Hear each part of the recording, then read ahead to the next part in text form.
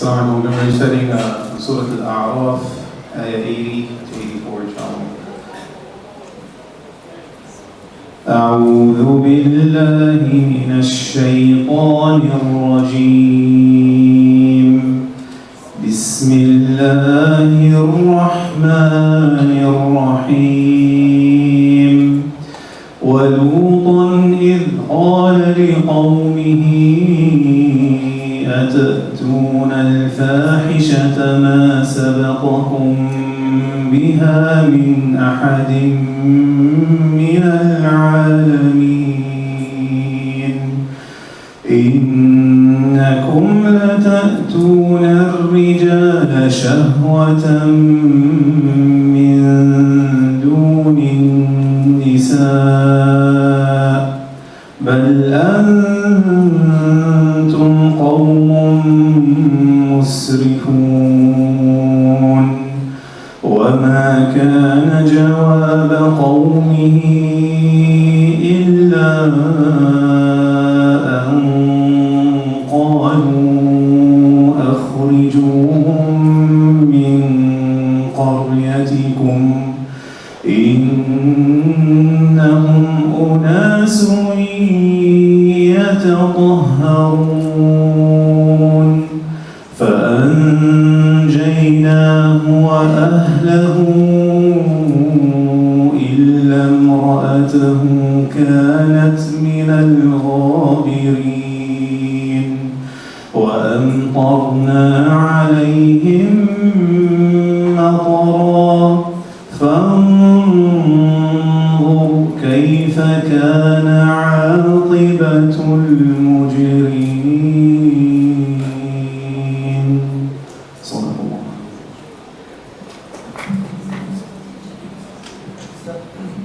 The translation of the verses that Brother Muhammad just read. So inshallah we'll start.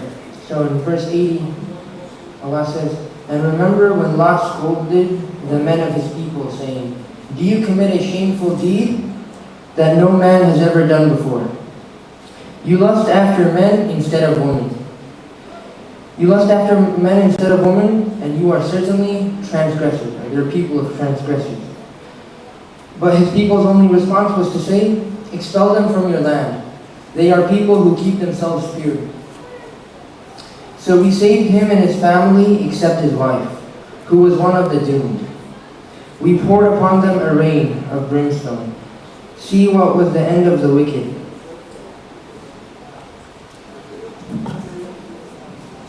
The next passage we're going to recite is from Surah Al-Sha'ra, inshallah, ayah 160 to 175.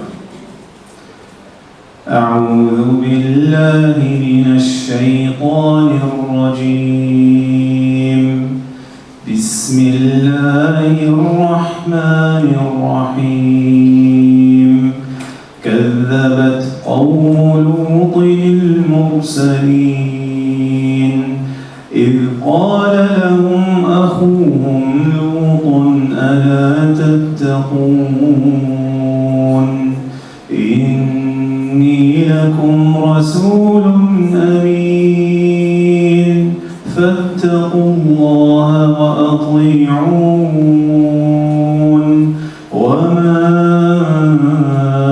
أسألكم عليه من أجر إن أجري إلا على رب العالمين أتأتون الذكران من العالمين وتذرون ما خلق لكم ربكم من أزواجكم بل أنتم قوم عادون قالوا لئن لم تنته يا لوط لتكونن من المخرجين قال إني لعملكم من القالين رب نجني وأهلي مما يعملون فنجيناه وأهله أجمعين إلا عجوزا في الغابرين ثم دمرنا الآخرين وأمطرنا عليهم مطرا فساء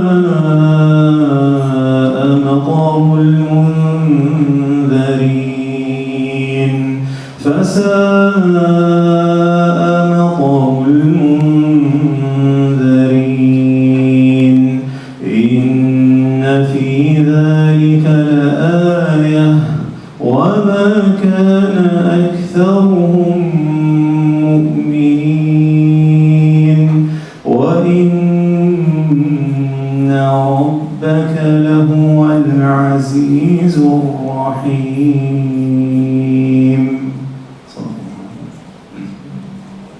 So, the translation for Surah Shu'ara, verse 160 to 175 goes, the people of Lot denied the messengers. When their brother Lot said to them, will you not fear Allah? Indeed, I am to you a trustworthy messenger. So fear Allah and obey me. And I do not ask for you, I do not ask you for it any payment. My payment is only from the Lord of the worlds. Do you approach male among the worlds and leave what your Lord has created for you as mates? But you are a people transgressing. And they said, if you do not desist, O Lot, you will surely be of those evicted. He said, indeed, I am toward your deed of those who detest. My Lord, save me and my family from the consequences of what they do. So we saved him and his family all, except an old woman among those who remained behind. Then we destroyed the others, and we rained upon them a rain of stones, and evil was the rain of those who were warned. Indeed, in that is a sign, but most of them were not to be believers. And indeed, your Lord, He is exalted in might and the merciful.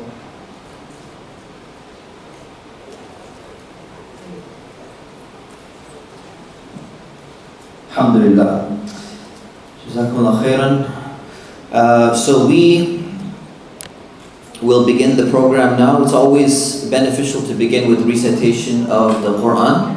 And we chose the verses from the story of Prophet Lut in the Quran, Surah Al-A'raf and Surah Al-Shu'ara. Even the Prophet Lut is mentioned in many verses.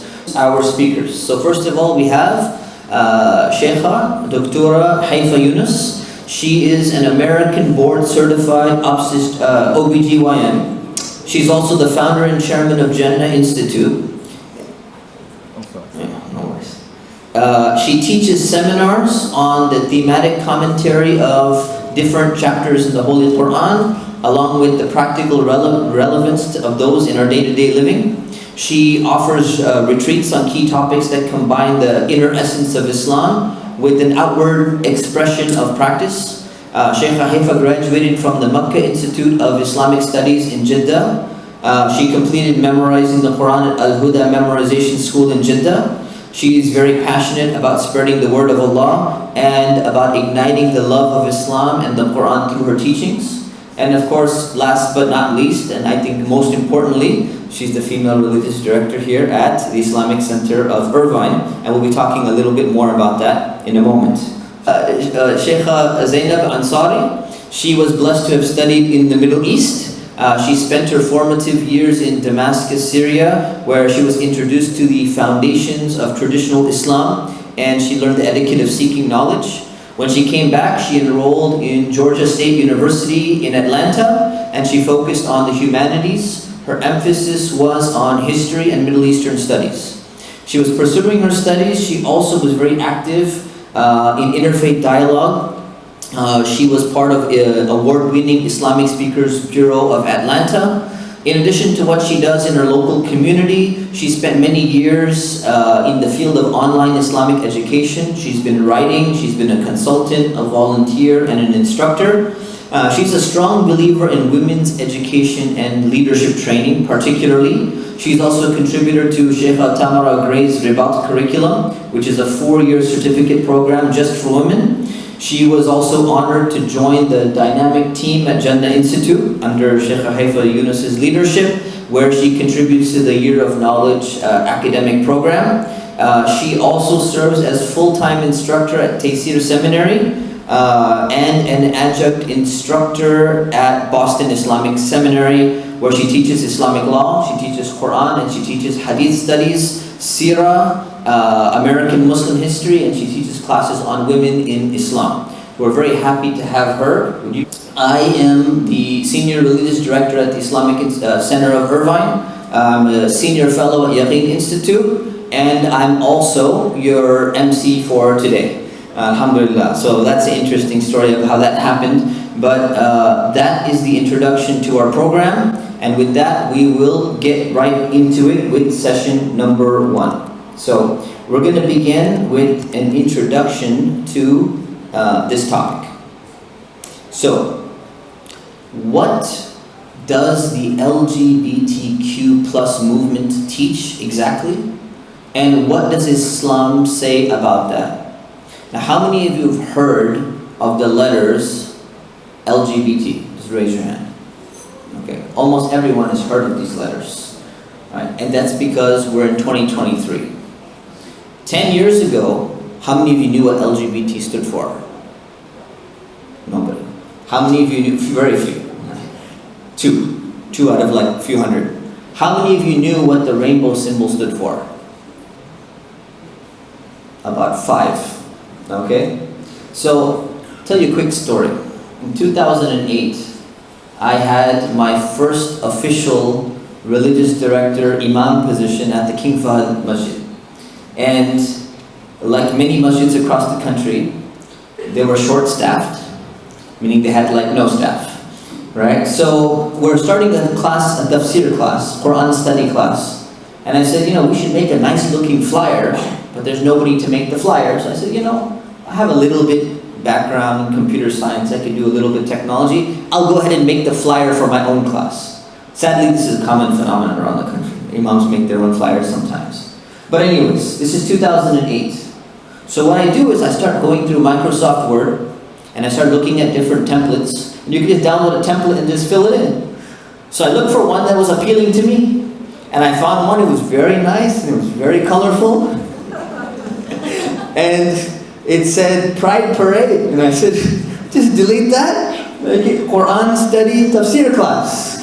At the masjid, put it up, replaced everything there, and we went ahead and we printed it, enlarged it. It was sitting on the wall of the masjid for 2 weeks before finally one person came and said, does anyone realize that the flyer is like a rainbow flyer? I'm like, yeah, I know. It's nice, isn't it? It's very colorful compared to those dull flyers that you see. They're like, no. You get that flyer is, I've seen the template, that's a Pride Day or Pride Parade flyer because it's in Los Angeles. Different than Orange County in 2008. LA is still a different world today. So that's a Pride Parade flyer. So I'm like, what difference does it make? 4th of July parade, this parade. Who cares what parade it is? She said, no, I don't think you get it. It's a gay pride parade flyer. I said, uh-oh. Now we got a problem, right? So the point is, we changed the flyer obviously, but the point is that a lot of people, most people, had no idea in 2008, just a decade ago, they didn't know what these letters meant. They didn't know what the rainbow symbolized, even if it was a particular month. But today, the situation is completely changed. Not only do the kind of middle-aged, younger generation, woke, whatever you want to call it, they know what all this stuff stands for.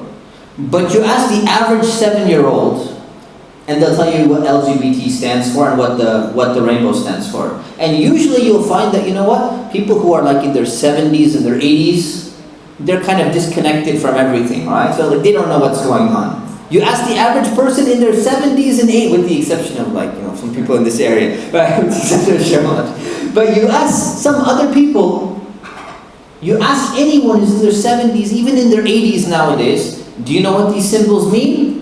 And even the grandma and the grandpa, they know what it means. That's how prevalent this ideology has become in the past 10 years. So it's very important for us to understand that. So let's look at some definitions. Definitions are very important to understand concepts. And history is also very important for us to understand things. So let's look at the term. The term homosexuality refers to somebody having a romantic or sexual relationship with somebody of the same sex or the same gender. So if a male engaging in this practice, they're going to be called gay, so the G is there. A woman who's doing this is going to be called lesbian, so the L is there. This is where the L and the G come from. Then there's a B, and the B stands for bisexual. And that means a person is attracted to both, meaning that, they're attracted to both. So what's important here is that this category is somewhat redundant. Why is it redundant? Because the norm throughout the world, historically as well as currently, is that people are naturally attracted to the opposite gender. And therefore, the reason why this was thrown in was to simply add more letters in the alphabet, because the more letters you have, the more political power it shows that you have more groups coming together, and therefore you're able to use that power in some way. Then the T was added later on. And the T stands for transgender. And that term basically refers to somebody who is a biological male but claims to be female, or vice versa. So this initialism, LGBT, has been in use since the 1990s. But it's very important for Muslims to understand that we're only talking about two concepts. We're not talking about four concepts. So you could have 4 letters, or 7 letters, or 70 letters. There's two main concepts that we're talking about, and I want us to reframe the way in which we look at this. Concept number 1 is that a romantic or sexual relationship is happening with somebody of the same gender, not somebody of the opposite gender. And concept number 2 is somebody is claiming to be a different gender than their body indicates. So one of them has to do with attraction, romance, physical attraction, and sexuality. The other one has to do with gender. So there's primarily only 2 concepts that we're dealing with. And then what happened was, more letters were added. So then the Q got added. And the Q stands for, anybody? Queer. That's one madhab, by the way. There's a second madhab. Yeah, they have different scholars. Ijtihad is different. So the second madhab used to say that the Q is questioning. But the dominant madhab now, won out, and they said that Q stands for queer. Now what does queer actually mean in the English language? Weird. That's right. It means strange. And what's strange about this is that they actually took a word which had a negative connotation and they flipped it and they made it into something which has a positive connotation. Where did this take place? It happened in the 1990s. There was a queer organization called Queer Nation. And they used to protest. And in their protest, they used to say, we're here, we're queer, better get used to it.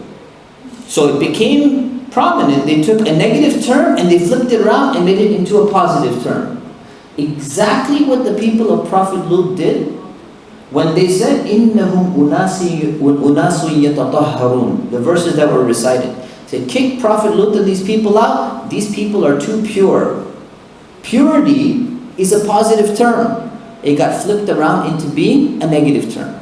So it shows you the power that media and influence can actually have on the minds of people. Okay, so Islam addresses all of these things, and in a nutshell, and then we're going to get started. In a nutshell, Islam says a few things. Number 1, that Allah has created people from a male and a female.